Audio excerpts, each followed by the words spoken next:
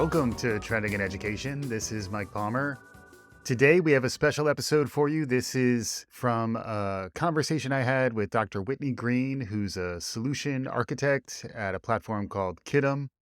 We caught up a little while back and we're talking about the question that's on everyone's mind nowadays. Does AI belong in your classroom? Really had an enjoyable conversation. We even got a little bit of interaction from the audience, which you'll hear.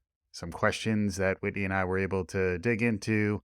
Hopefully you enjoy this. We'll be back again soon with more episodes. Thanks as always for listening.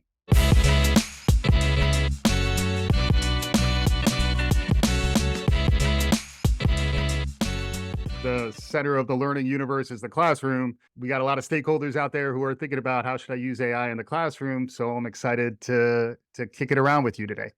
Oh my gosh, I love that. And I think you're exactly right. I love the 3.5 because you already know the 4.0 is coming. No, it's out. Oh, my bad. It's out. Will we get a 4.5? We don't know yet. I've likened it to like men's razors, where like, Yeah.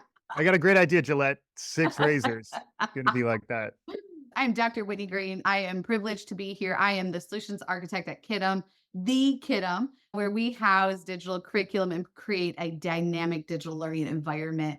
Just for a little bit of background, I'm a former educator. Actually, I don't even like to say former. I am an educator. I have done everything from teaching in a classroom to administration, where I recently left the district level. So I'm very excited to talk about this. I've got a lot of friends in education in the classrooms, district level, administrative, some getting their doctorates.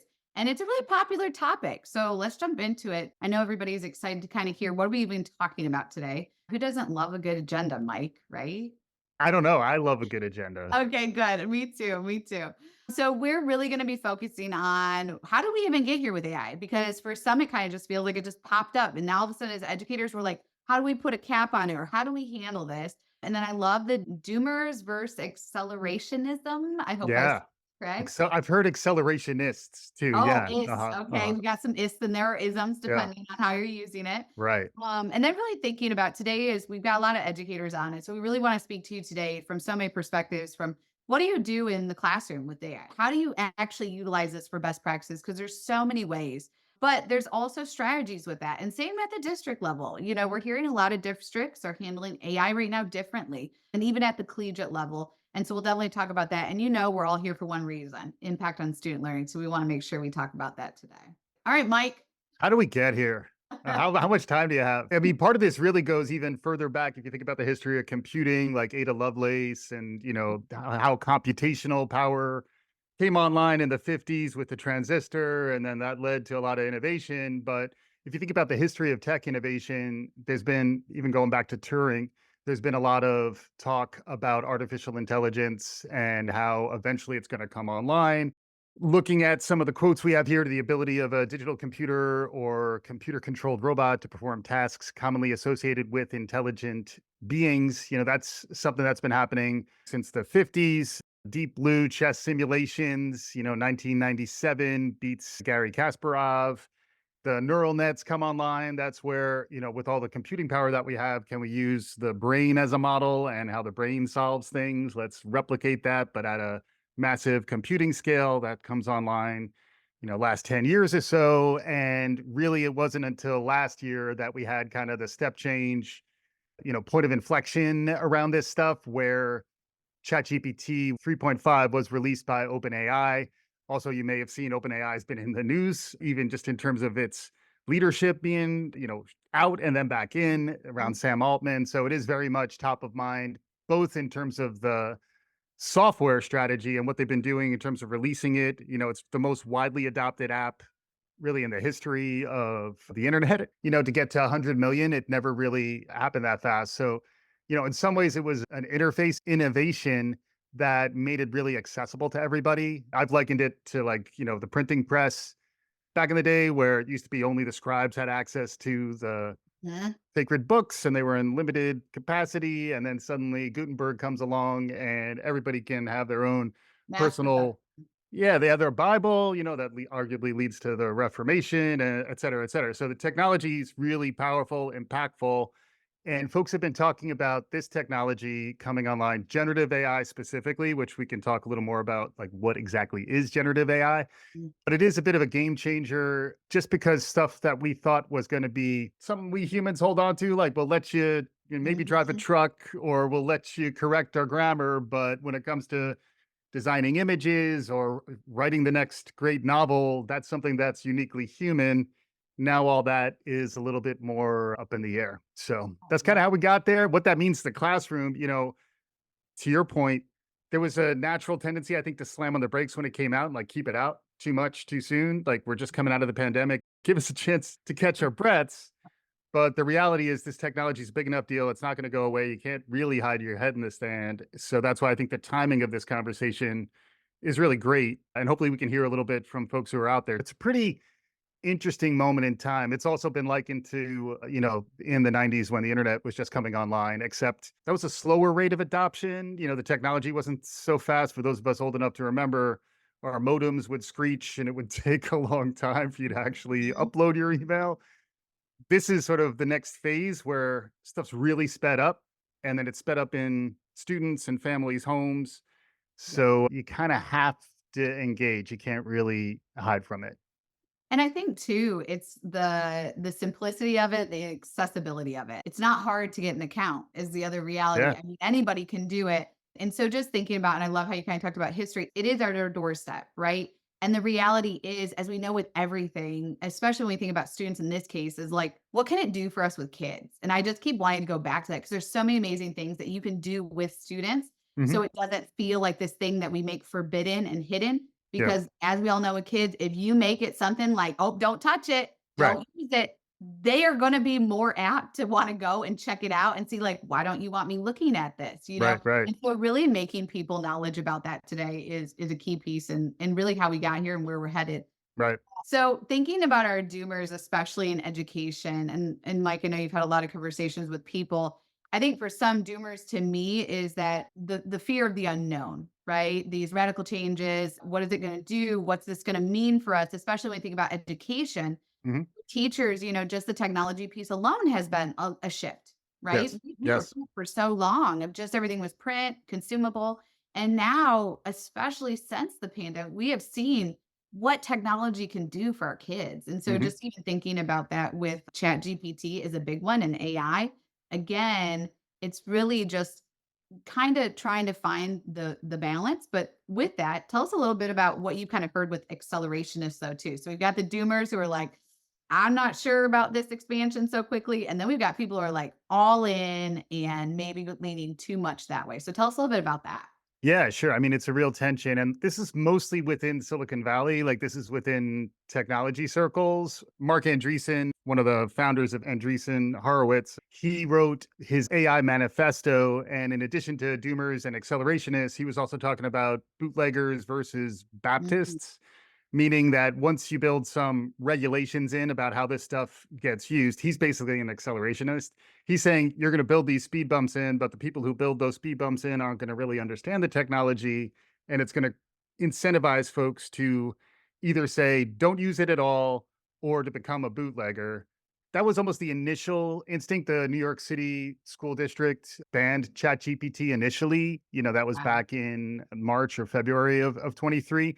But since then, they've started to relax their guidelines. But that's the point I'd also make around K-12, where, like, in some ways, we're out over our skis a little on this stuff, where, Mm. you know, understanding how you're managing your data security, your cybersecurity, just making sure you're protecting the information that needs to be protected and students have easy access. Like, those are real challenges that school districts and educators were already challenged with. Ed tech was challenged with that as well. Mm. And then on top of that, there's this idea, well, now just throw like open access to chat gpt into the mix. And the reality is, if you're doing your, acceptable use thinking and you're kind of establishing guidelines within your school, it's not like kids can just use any software, just go to any domain and start using software. There's some approval process, there's some governance of that. So I think that's where the real tension is, probably still to this day, is that to your point, Whitney, like we have really accessible, transformative technology that everybody has really in their hands with their phones. But then at the same time, schools can only move so fast. And in particular, I think schools thinking in a little more sophisticated way about what is an acceptable use policy. It's something I've heard a little more even on the higher ed side, but I'm also hearing it more around K-12. How do you think about using your students' data? How do you think about managing against, misinformation? These tools are notoriously counterfactual at times, like they kind of make stuff up. They hallucinate, although I've heard you're not supposed to say you don't wanna anthropomorphize them or personify them too much, but they feel like flawed humans, they were trained on us. It's also there's this idea of Luddites, anti-technology people, and there's a lot of especially post-pandemic, like folks wanna get back to human connection. Yep. That's a big part of education. What I would encourage, especially for teachers, is to use it personally, like just kick the tires on your own time just to kind of get a feel for what it is and understand what it's like so that you could at least talk about it, because I think building exercises in where your classroom is using an LLM, that's some pretty advanced. That's what I mean by being kind of, out over your skis, where like Mhm. I think we have to catch up to this technology and it's moving really fast. And I think that's why you kind of wind up in the middle too, where you're not saying, let's not go any faster, but also it's not doom and gloom. We have to kind of keep up with the rate of change. Yeah, and I love that you even said rate of change, and that is kind of what we're talking about, right? Like, you think about 10 years ago, and we wouldn't even be thinking about even the idea of with Kiddom, like a digital curriculum, right? Yeah. That you have now enhanced features with. 10 years Right. ago, you would have been that would never have come to mind of like, wow, I can personalize assignments for all students, right? And so, Hmm. but again, when we uncover these tools that support what teachers do every day in the classroom. And again, it's about becoming knowledgeable, right? So we really need to be exposing people to what it can do, but being honest about like, hey, here's the pitfalls of what could happen if we don't provide those structures, if we don't provide the guidance. And I think that's why in education right now, it has felt like, whoa, this has gotten in the hands of kids, teachers, whomever, and we don't really know enough about it. So for some, it has been the immediate stop. But I think we're now in a place where people are kind of getting to a point like, okay, let's talk about it. Hmm. Let's talk about how can we effectively utilize this. So yeah, Hmm. what are your thoughts on that? Yeah, and Sydney's got a really interesting question kind of related to this. How might schools continue progressing without keeping up with the rate of change? One could argue that it's not possible to keep up with the rate of change for AI in a K-12 system. I think when you talk about the individual technology use cases, that's true. Like you're not going to be able to keep up with the cycle times. The stuff's changing so fast. But I think in terms of modeling, kind of like media fluency, digital fluency, critical thinking, that's where I think all of our educators now have a role to play in doing that. Like there's a leadership element to this, which includes, I think, being transparent about some of the vulnerability here where like this technology is really moving fast. I'm having trouble keeping up, but here's what I'm learning. And then figuring out where within the curriculum, the relevance problem. I think if there are ways in which you could connect just about any aspect of K-12 education to what's emerging with LLMs, I think you're immediately going to connect with students who are trying to figure this technology out. One way I've been thinking about it is one of the biggest AI companies out there is TikTok. TikTok is AI. It's a content algorithm. It's pointed at our kids and they're being fed content so that they don't even have to choose what's next. It just keeps feeding them what they love. And there's AI powering that. So like if you're trying to connect to what they're living with, same thing, user experience is another element of the conversation that's hugely relevant where you look at TikTok, you look at OpenAI, those UIs, those user experiences are very easy to get into. They're sticky. They're almost analogous to like gaming, which is also the context that the rising generations are living in. Mhm. So I'd say be like honest about what you're grappling with and then figure out are there ways to kind of integrate the upside of this to your previous point. Like there's a tendency, Whitney, I think for us all to get, Terminator about Yep. this, and it's kind Yep. of robot overlords. We've been talking about that, science fiction for years. But when you think about even some of the breakthroughs in medicine and health science that's already happened, thanks to AI and thanks to emerging technology like this. That's why I'd say it's easy to be a little too doomer. Another element of this is the assistive component of artificial intelligence, the way it can help with personalization and, Mhm. in particular, reaching people who maybe haven't, also, yeah, English language learners. There's a lot of use cases where the flexibility of these natural language processing technologies, they're going to provide a lot of meaningful breakthroughs. But I think it's probably going to be looking outside of what you can do specifically in your classroom with technology in the short term. Because I think the technologies designed for K-12 classrooms are really built with that safety in mind, built with that risk management. Like, you don't want to introduce something dangerous into a classroom. And that's Mhm. where I think there will be there's already a bit of a backlash against AI in some ways. Also, I've heard it's a backlash against what I've heard called AI washing, which is kind of like whitewashing, but it's basically like every platform out there now says it's powered by AI Mhm. because there's an expectation that AI is under the hood. And as a consumer, do you really know Yeah. whether there's AI under the hood? It could all be like Very good question, the actually, though. Flintstones, like who knows? Are there hamster wheels involved? Who knows? It's also like a mindset thing. Getting back to Sydney's question, I think you have to embrace some excitement about what's coming. I think you got to model a little bit of optimism, even while you're being transparent about how you can't keep up and it's scary at the same time. And it's got to be developmentally appropriate. I have a 5-year-old. You're probably not getting into a lot of critical thinking about media with a 5-year-old. But that being said, he understands what an ad is. I Mhm. talk to him about marketing all the time because, he's being bombarded with it. And that's all going to continue to get better. He likes AI toys. He likes robots. Like, our kids are Yeah. growing up surrounded by this stuff. So it's going to ultimately transform the classroom, but I think it's probably going to be more from the outside in.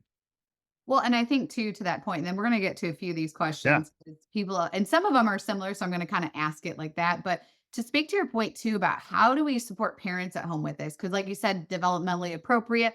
I know when I was in the classroom, I had parents all the time, and this was a fair statement to say, I don't know how to do the math nowadays.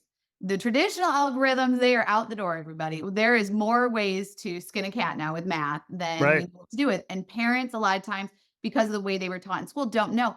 How awesome is it as a parent? You could go to Chat GPT, and if your kid says, "Hey, I need to do a problem on partial quotients," Yeah. you can type that in, and GPT can help you to support your child at home. Hmm. Even when it comes to questions, Mike, like I know I had parents all the time say, "What are good questions to ask my reader at home?" Again, this is a great way where you can actually utilize Chat GPT, where your child's maybe reading a chapter book and it's like, "Hey, I've not read that book. I Yeah. haven't read the chapter, but I want to ask genuine questions." You can ask ChatGPT to give you a summary of the chapter and it will populate that for you. So, Yeah. from Yeah. a parenting academic standpoint, I am like this. I would be supporting my parents to be able to do this at home. Again, it's just another way for parents and students to connect and work together. So, Mike, real quick, I'm going to just kind Yeah. of dive into some of these questions. It Sure. goes along with AI and teachers. So, the question that's kind of come up a couple times is really around this idea of how do we utilize it in the classroom when it comes to, for example, writing, authoring essays and short responses. Or I've got a humanities teacher in the room who's asking, obviously, around, how do we authentically assess student understanding and mastery and those Hmm. kinds of pieces. Hmm. And I think we've kind of already kind of dug into it. Here's the best thing. My friend who's getting her doctorates right now, she told me this today. I was like, this is really cool. First of all, as they would, there's already apps out there that will scan Chat GPT or AI Yeah. essays, right? You can throw it in, it will tell you. So what this college is doing is instead of making it this negative, they're like, hey, if you're going to use Chat GPT to support you with your writing, you cite it. Yeah. So schools are actually starting to cite Chat GPT as a resource in your bibliography component, right? Right. Right. So that's like one way that I've thought about it. Hmm. And then two is when I think about students and writing, and again, being from the classroom, being in high school administratively, I Yeah. saw some struggling writers, I'll be honest. Hmm. And I love how ChatGPT could support a student for Hmm. these learning gaps that we're talking about and that are happening. How Yeah. ChatGPT can genuinely actually support students on grammatical errors or how to write a thesis. There's pieces of it that would actually support them as writers. And so those Yes. are just some of the things I've thought of. What are your Yeah. thoughts on that? Yeah, absolutely. What it means to write is changing. I think it's forcing us all to ask, why are we assessing whether students can write a 5 paragraph essay? What's the learning objective behind that summative assessment? They have Mhm. to submit this essay. We're going to evaluate it based on whatever criteria, because then you have to unpack that. And then you probably need to redesign some of what you're doing to achieve that learning objective now, because the world changed. Like you could just type, I need a 5 paragraph essay on this topic. And if the real purpose of that was, can I get you to create a 5 paragraph essay? They can say, yeah, here it is. Like I just got it done. What's next? And that's not a bad thing necessarily. To your point, there's a lot of people who need to communicate and are going to have new tools available, quadriplegics. Again, a lot of this stuff to me comes back to like universal design for learning. These technologies are assistive. Voice enabled generative AI is going to allow people to communicate, people who otherwise couldn't communicate. Yeah. And then frequently the way universal design for learning works is, it begins as assistive, and then we think about the application to other use cases. The other thing I think around this stuff is I think it will require new thinking about how we teach writing. Yes. And all my analogies come back to my 5-year-old, but training wheels is the example that I think of when it comes to writing, because we're now in that phase where he was tooling around Brooklyn on his training wheels like a champ. And then we took the training wheels off and he got frustrated because now he's got to learn how to ride again. And I think the Mhm. concern around writing is, if you introduce the crutches, the training wheels, the assistive technology too soon, some of the cognitive development Yeah. that really is essential. I mean, the jury's a little bit out, because I do think what I keep coming back to is more interest in like kind of like almost an undergraduate communications level of content needs to start moving into K-12, so that students understand, why would I use this type of technology to produce this type of an outcome? And that's where I think these technologies, just from like a life skills perspective, you just want to kind of like navigate, become an adult, manage your resume, manage your professional brand presence. These tools are going to make it a lot easier. And I think we're going to want to figure out how to build that into what we teach our kids. Totally. And even when we think about another question that came up that I was reading on is, the teacher is the content expert, right? But then how do we actually then support with instructional practices for students to demonstrate other depths of knowledge check questions ranging from like 1 to 3? The other thing I think of as a teacher genuinely, and again, I really am like, oh, I would be going and asking because I cannot tell you how many times teachers are always saying, hey, is there a questions item bank around this topic, around this standard, right? You could get Chat GPT to actually enable you to have more of those test item bank questions, and then you can apply them in your lesson. And Yes. again, it's just another way where it's like, again, let's look at what Chat GPT can do for us in education. Right. Because even though it feels newer, and there's a lot of things that, sure, you're right. If you just slap Chat GPT in the hands of high schoolers and you didn't give any structure, you didn't give any guidance, parents weren't informed, it could go left really quick. Yeah, But here's the reality: high schoolers also take Google left really for quick. So, sure. Yeah. we have to recognize that, yes, kids are going to push limits, push boundaries, and try things, right? And I think the more that we show that this is a tool that's actually going to support, again, their learning. And I can't even say enough. I get more teachers saying to me, they've got high schoolers who can't read at grade level, right? Right. This is the Right. thing. And Hmm. so guess what? You Right. can put a text inside Chat GPT and you can literally level it for a reader. Right. So again, they're still getting the same content, but maybe you modify it to meet the needs of that student. So Yes. they're just That's some of where, the, yeah, I yeah, think the go real for it. the real upside is around personalization. I've heard folks talk about IEPs for everyone. That's something that AI could probably do, is based on the data that it has, at least come up with something a little more personalized than the one size fits all kind of framework. And then what the teacher needs to do is somehow mediate that. I think AI in the classroom is facing the teacher, not the students. And to your point, it's offloading low touch, low value work, grunt work.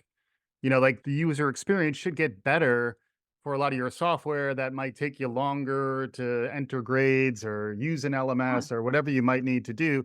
This AI should be streamlining a lot of that. Same thing around like hopefully your data capture and how you're kind of tracking how your students are going. Over time, that gets better so that teachers are spending less time grading, more time personalizing the coaching and the motivation, kind of getting to know a little more of the human. I've actually seen that in a lot of the conversations I've had is I think the combination of the pandemic leading right into this AI thing, people are just seeking authentic humanity more than Yeah. ever. And even like being in the same room with other people, warming our cockles, like it's nice to just be around other humans, which is why I think in some ways there's a reflex to kind of keep the AI away because like I don't need something else. I just need time back with my people. Mhm. And I think over time, AI will probably help us have better, more human interactions with more people when we're ready for it. We'll see. The other thing I've heard is that AIs might help with loneliness, which is an Interesting. interesting idea. That's a very interesting topic that I think could take us down That's on. But no, I totally know what you're saying with the human and I think again, the reality is in education when the pandemic hit, let's just be real. Districts purchased everything under the sun. They purchased any piece of something that would be able to reach kids remotely, be able to still support students, obviously, where we didn't know if kids were going to be in school, out of school. So I think there is kind of a little PTSD for teachers around that, right? But here's though the thing that when we say just another thing, sometimes it's like, well, I think the reason why it feels like just another thing, I guess, and genuinely saying this as an educator, was people never told us why or how. yeah. Yeah. They just threw it at us, Mike. They'd be like, all right, here's your new curriculum. No Right. training, no nothing. Good luck with it. Right. Right. Or in the pandemic, it's like, hey, we bought all these great, and again, might be great resources, Right. but there's about 10 of them. How do Right. I even decide? And it's like, and I feel like with Chat GPT, it's really about informing people and providing the guidance. And so even Yes. when we think of like human to human, let's just talk about professional development and the Mhm. lesson plan component of it. Here's the reality. This could actually support you for your human interactions. Yes.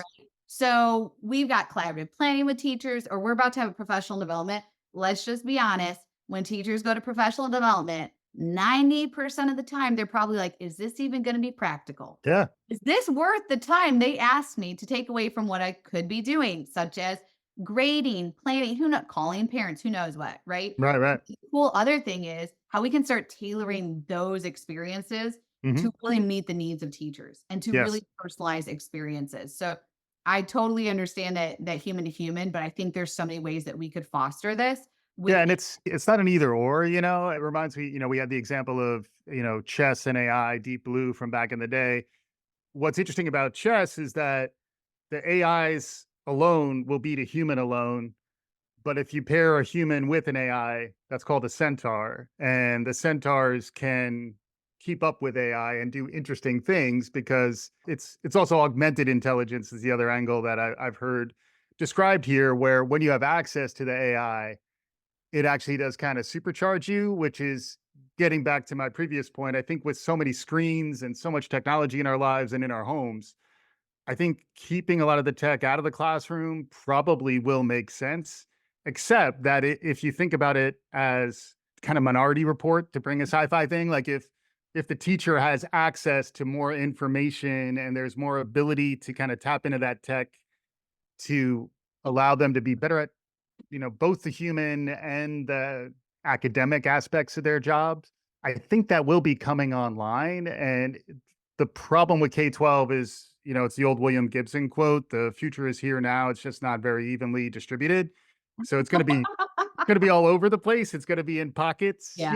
and that's why I'd say the more you can find like a community of practice, people Mhm. who are interested in the same stuff. It's really what this is to some extent. I know this is what Kiddom is trying to do is kind of like build these touch points where you can engage with folks who are thinking about the same stuff and realize you're not in it alone. Both, Mhm. teachers can feel that way. And I think even administrators don't always necessarily have networks with other, it could be lonely at the top. Like there's not always a lot Oh, of other people you can connect with. you can't say that enough. And I think And as you say that, we've got Sean Carlson just put in Yeah. there, I love reading about it. He's giving a real experience of how they're tackling ChatGPT, right? Mm, And mm. I love how this is how they're starting off with it. Here's the reality. I'm a trial error person. Like, Sean, I love this idea. They're getting parental consent. They're putting structures around it to where kids, when they're utilizing it in schools, it's monitored, right? So again, these are ideas because what's going to end up happening is we're going to try out some structures. We're going to try out some things and we're going to find something stick. And it's like, yeah, this was a good way to approach it. We found major success with it. But if we don't talk about it as educators and share these ideas and we stay in our silos, people don't know what to do. And that's Right. why I love that they just shared that because we need to know how do we effectively use this for our students or for our teachers. Again, because at the end of the day, every educator that sits in their seat is there because they're there for kids Right. much as we talk about everything else when we think about ChatGPT and people are afraid of it, it could be a fear of what kids can do with it, right? So it Sure. always goes back to this kid concept. We just want what's best for our kids. And that's one thing like Kiddom stands on is that personalization piece. Yeah. But the other piece is training and structure. And so now we're going to kind of shift into that administrative mode. We've talked a little bit around the teacher component of it. Yep. But administratively, as we all know, educators out there everywhere, your district makes the decisions at the end of the day. As much as you try to put structures, or you could do parental consent notes going home in your schools, it depends on how your districts and counties are set up. But we've got to support our districts in understanding what is ChatGPT and what are other districts doing that's working or they have found pitfalls with. And so I know that part of that is training and listening to podcasts such as this. I know Yeah. Mike probably listened to a bajillion podcasts on Yeah. AI articles, and so have I. So tell me a little bit about what you're kind of hearing when you're going to these podcasts and things, and just thinking about administratively how we support that with districts. Yeah. I think a lot of it comes back to that policy side, like actually having a policy and figuring out how to get one if you don't have one. It does remind me a little bit of, when I look at a Senate hearing where they bring in the heads of all the AI companies from Silicon Valley, and you realize that the senators who are interviewing them have no idea what they're asking. I think that's very much true at the administrator level. And this is where the imposter syndrome is real, like I feel like you Yep. can be put in a place where you're being asked to make decisions about things you don't really understand. And Mhm. that can be scary. But that's where, I'd say look for trusted partners. I will say the AI EDU project, the AI education project was one. I think it's aiedu.org. Alex Katran, who I had on the show, was good. The Department of Education is doing a lot of stuff around releasing policies and kind of briefings Mhm. around artificial intelligence, what it means. Philippa Hardman is another name out there she's out of the UK, out of Manchester, but she's amazing. She's almost an accelerationist. She's a real believer in the power of this stuff for your educators. So I'd say, try to find, we can share some links or resources. My podcast is Trending in Education, trendingined.com if you want to check out some of the interviews that I've had. But yeah, I do think it's a time as an administrator to look for help. I'd also Mhm. want to look, you mentioned professional development, sessions like this are happening all the time. So I think it's sort of finding trusted resources, folks who you kind of believe that they're not overly, leaning one way or another, trying to sell you something. They're actually trying to give you a kind of impartial perspective. I think it's an important time. This is sort of a related point. There's a lot of like junk content being developed now that AI is out there. So the curation problem is becoming more real.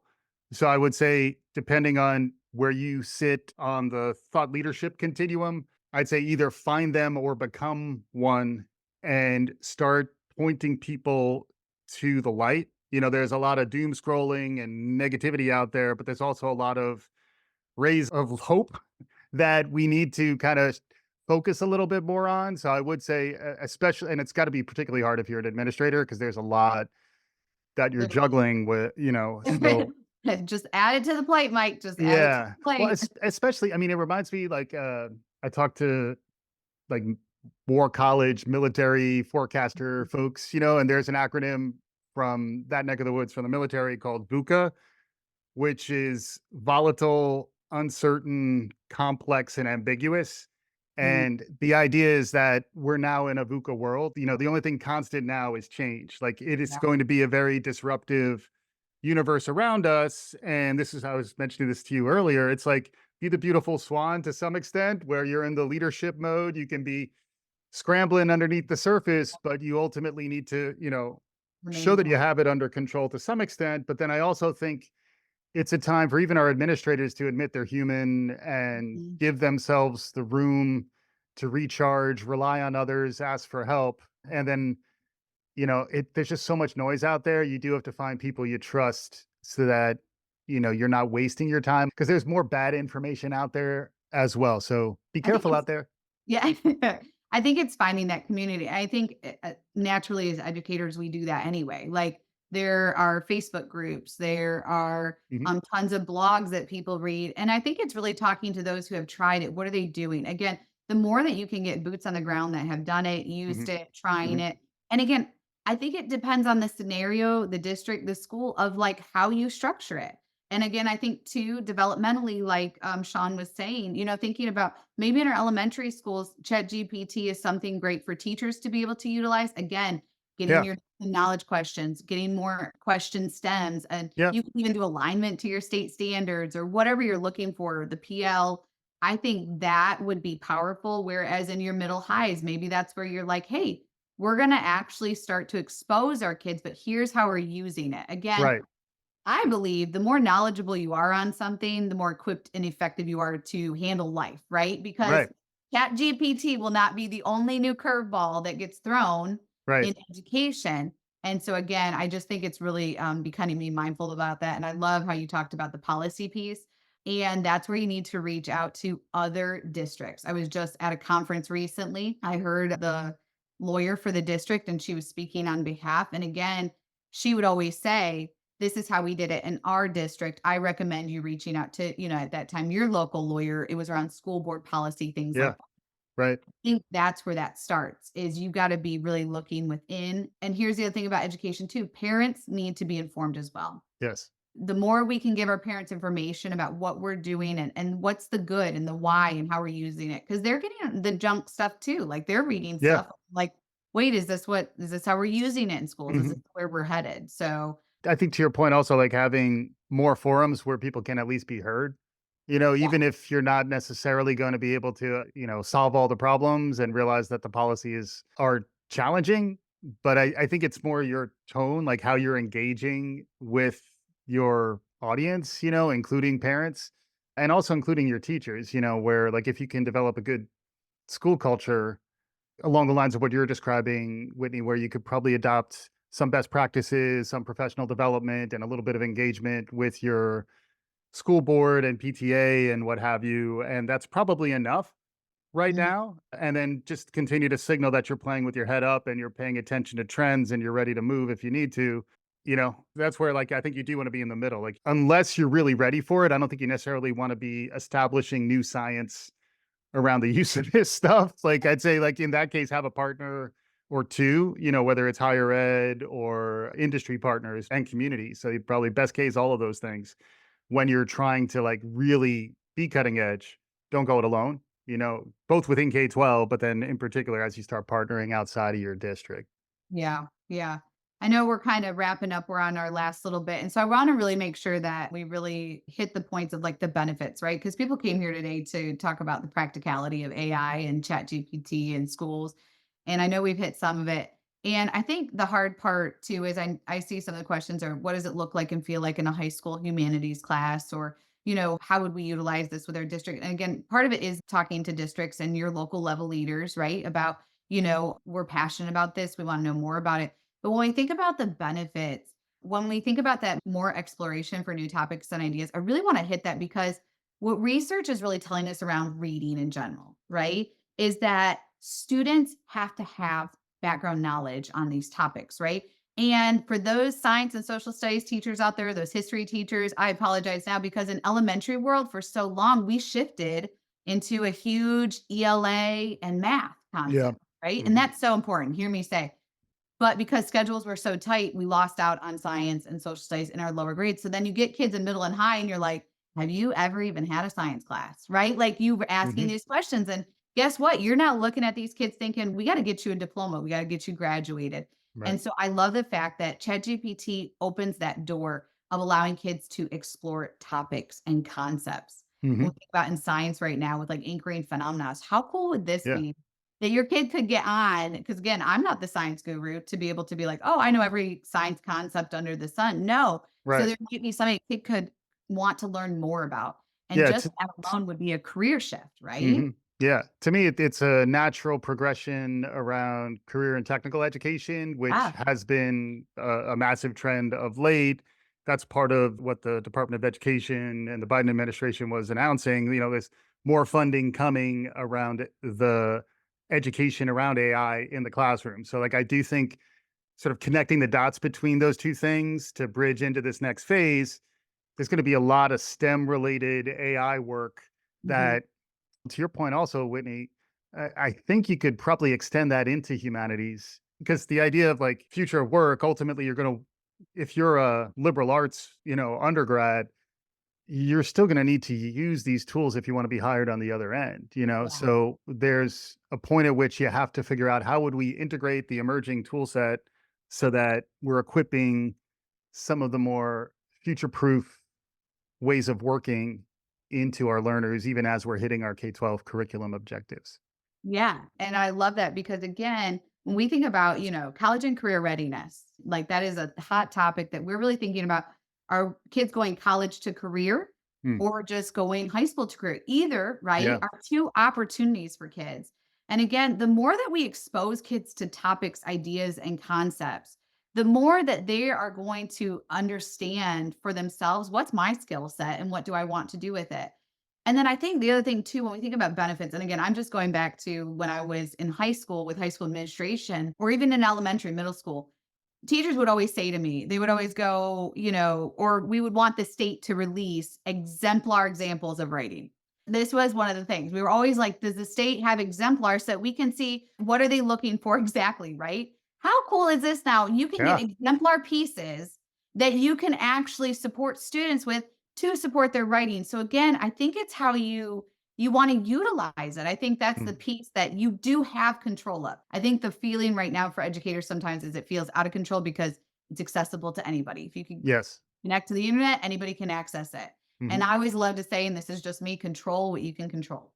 Mhm. So again, within your classroom and what you're doing or inside your school or inside your district, that's where you put those parameters. And again, Mhm. what they do when they go home, well, guess what? That's between them and the parent at that point. So again, I think that, but educating them more, I think will actually provoke students to want to use it for the right things. It's just Yeah. kind of Yeah, I mean, the thing I've heard, I think it's probably less applicable to teachers than other jobs, but I think eventually it'll be true of teachers too, is AI is not gonna take your job. Somebody who's using no, AI is going to take your job. So I'd say even in that case, it's gonna take a while for the AI-powered human, but I feel like the AI-powered teacher in the future will probably be less burnt out, and yes, that's ultimately a good thing, and yes, that's where we gotta figure out how do we get there, and who's ready to partner and innovate to do that, and who's gonna need time to recover to get there, but yes, that's ultimately, I'm long term, I'm hopeful. I think short term, some folks are gonna have trouble with the churn, like things are gonna be shook up maybe more than they're used to, but I'd say ultimately we all need to treat our teachers better, respect them more, and hopefully this technology allows for more of that to happen. They can be liberated from some of the things they really shouldn't be spending as much time on. yeah. The other thing as a teacher, there is so much pressure on you. There's so much pressure on them just day to day. I mean, what teachers are facing day to day today versus 10 years ago, 5 years ago is very different. And so I think for teachers too, there's so much pressure around we want you to know your students, right? Because that's what we're there for. But when you have three periods and Yeah. each period has 30 kids in it, we're up to 90 kids, it's sometimes really hard to always diagnose and be prescriptive to every single student, right? Hmm. And then you talk about burnout and then you got to grade papers. And so for like me, when I think about Chat GPT is how this really can support, you could put a student's piece of work in there Yeah. and actually like look for specific errors around, let's just say we're working around direct quotes or tone of a paper, right? It could support you to be able to support that student. So Hmm. again, we need to ensure that we're enabling teachers Because if we don't enable the teachers, then yes, this will become a flop because they're the ones that are in front of these kids every day. Hmm. They're the ones that are having the parent call them and say, hey, and so that's where the more that we can empower our teachers with this, and again, with the way they see they can use it, we're going to see that change and we're going to see our scores grow in the nation as we desperately need to see students are really working towards mastery of those standards. Hmm. So Absolutely. I think we're good. You ended with empowering teachers. So I don't think anybody wants to hear anything else but that. Empower teachers, pay you more and more time off. I think I got them all. That's nice. I know, Yeah. right? Yeah. Right? Yeah. Yeah. Yeah. And then play with this stuff a little bit. I'm a little spoiled, he's still not 5. He's turns 5 in a couple weeks. But like you're around a kid, they know how to play. Like there is an element of playing with the new technology. When you're doing it on your own, there's not a lot on the line. There's a lot of stuff out there that you They might have find. recipes. Did you hear about the recipes? You can Oh do yeah. anything in this sucker. You could ask Uh, for, your eggnog snickerdoodles if you yeah. want. Yeah. And it's a little bit, it's water cooler chatter too. Like you want to be playing around with it. It's like, just like Alexa was cool 4 or 5 years Yeah. ago. And all that text coming together too. So like there's a point at which, your Roomba is going to be able to give the curricula to your kids. But anyway, it's a fun time. Try to be hopeful, try to be positive. Awesome. Awesome. Well, thank you guys so much. Thank you for everybody attending. Special thank you to Mike. This has been fabulous.